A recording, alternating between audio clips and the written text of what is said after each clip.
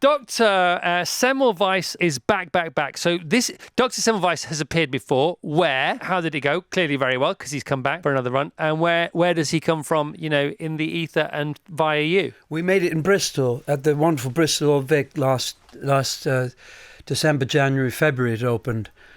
So we were working with masks and during the pandemic with people rehearsing from Zoom cameras and things like that. But it did work out well.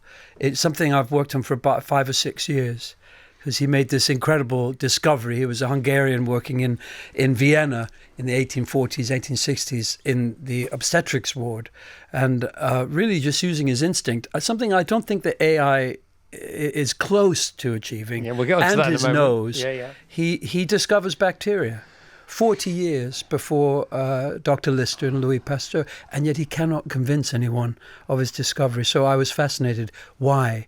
Is that because the authorities are so stupid, or is there something in him also? And is there something in pioneering people, who are often difficult people, that we need to take a little more care of? What did you discover about his journey and his conflict and how he may have overcome it? Well, I went in, first of all, thinking, classically, he was the victim. He was the outsider, the renegade. And I've always liked and admired people like that, and tried to be that way myself, I suppose. And then I gradually realized that he, again, a little bit like me, had a lot of difficulties with language, did not feel confident as a Hungarian speaking the very proper empirical Viennese Austrian language at the time.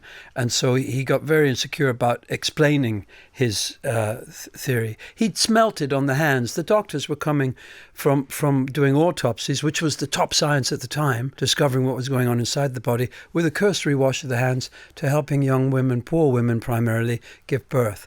They were killing them. Why? Thousands and thousands were dying.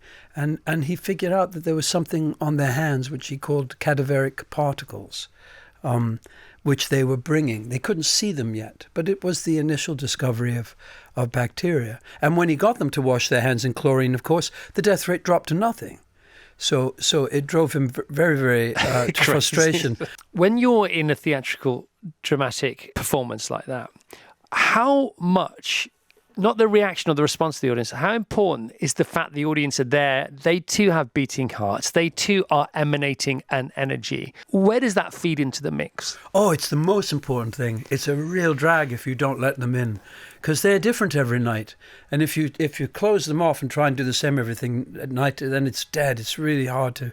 But if you I heard about Tina Turner that she would stand before concerts and look through the curtains. Have you heard this too? No, but I can imagine it. think, oh, I love you. Look, you've come out to my concert. You've come out to my concert. People asked her, how do you come out so full of confidence and love, and from the first note to the last? I saw her once sing, and she's prepared herself by thinking how lucky she is that they've all come. So I try and really, before, have a time of meditation and prayer like that I appreciate the whole room and make my consciousness part of the whole room, not just the stage. I love it.